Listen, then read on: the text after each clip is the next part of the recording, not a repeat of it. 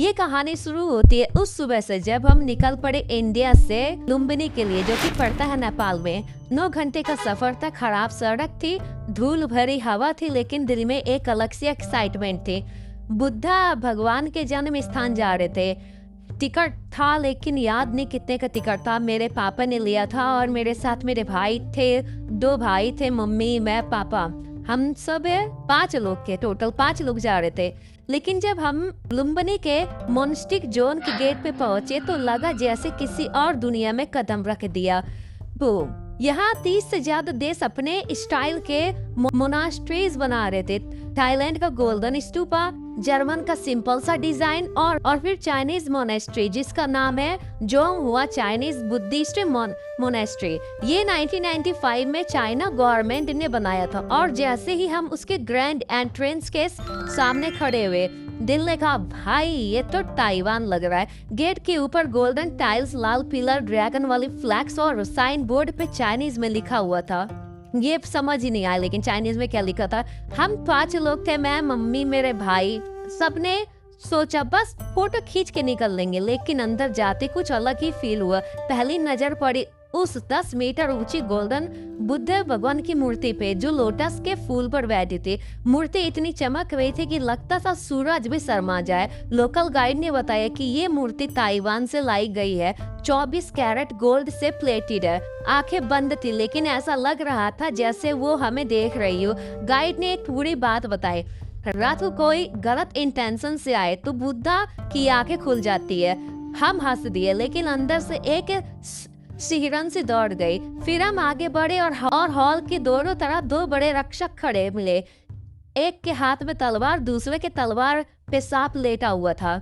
ये था 4 heavenly Kings, जिनको लोकापाला कहते हैं। उनके चेहरे इतने रियल थे कि लगता था अभी बोल पड़ेंगे। गाइड ने बताया कि ये रक्षक मंदिर की रक्षा करते हैं, लेकिन एक मोन्क ने चुपके से कहा ये सिर्फ रक्षा नहीं करते, जो भी गलत काम करता है उसकी रूह को पकड़ लेते। अब तक तो मजा आ रहा था, लेकिन अब थोड़ी सी घबराहट भी होने लगी। हमने सोचा चलो बाहर निकलते हैं, लेकिन तब तक शाम हो चुकी थी। शाम को मोनेस्ट्री के गार्डन में बैठे थे, चाय पी रहे थे और एक बुद्धा भिक्षु आए। उन्होंने बताया कि ये जगह सिर्फ मंदिर नहीं, एक सीक्रेट मेडिटेशन सेंटर है। रात को 108 मॉन्किस यहाँ एक साथ मंत्र जाप करते हैं और उनकी आवाज इतनी पावरफुल होती है कि 2 किलोमीटर तक सुनाई देती है। उन्होंने हमें एक छोटा सा स्टोन भी दिखाया, लेकिन रात को 12 बजे के बाद इसके पास मत जाना उन्होंने कहा। हमने मजाक में पूछा क्यों, तो उन्होंने सिर्फ मुस्कुराए और चले गए। रात को फिर हम अपने घर के लिए निकल पड़े, लेकिन हम रास्ते में और भी टेम्पल देखे, बहुत टेम्पल देखे, लेकिन उस टेम्पल को अगले ब्लॉग में बनाऊंगी।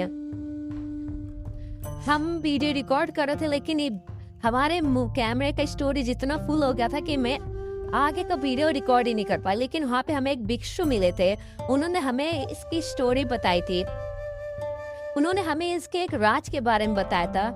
उन्होंने बताया कि 10 साल पहले एक टूरिस्ट ने यहाँ एक छोटा बुद्ध आइडियल चुराया था। उसके बाद से उसका कैमरा हर फोटो में उसी आइडल को कैप्चर करता था, चाहे वो कहीं भी क्लिक करे। आखिर में उसने आइडल वापस लौटा दिया, तब जाके चैन मिला।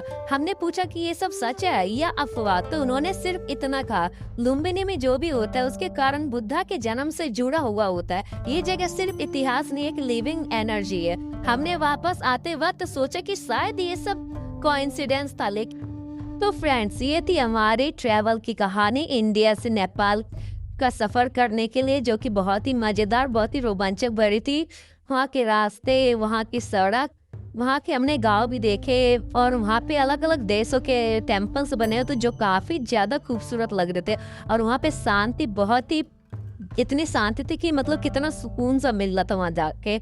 ये थी हमारी लुम्बिनी के चाइनीज मोनेस्ट्री की कहानी, एक ऐसी जगह जहाँ बुद्धा की शांति और चाइनीज ड्रैगन्स का राज एक साथ रहते हैं। अगर तुमने भी ऐसी कोई घटना एक्सपीरियंस की हो तो कमेंट में जरूर बताना। और हाँ, अगर कभी लुम्बिनी जाओ तो जोंगहुआ मोनेस्ट्री जरूर देखो, लेकिन अपने दिल के साथ एक छोटा सा स्टोन जरूर ले आना। ये स्टोन के बारे में भिक्षु के ने बताया था कि, लेकिन मुझे याद नहीं यार, उन्होंने बताया था, मैं उनकी बातें रिकॉर्ड करती, लेकिन क्या बताओ कैमरे स्टोरेज ही फुल हो गया था, मोबाइल का भी स्टोरेज फुल हो गया था और कैमरे का भी स्टोरेज फुल हो गया था।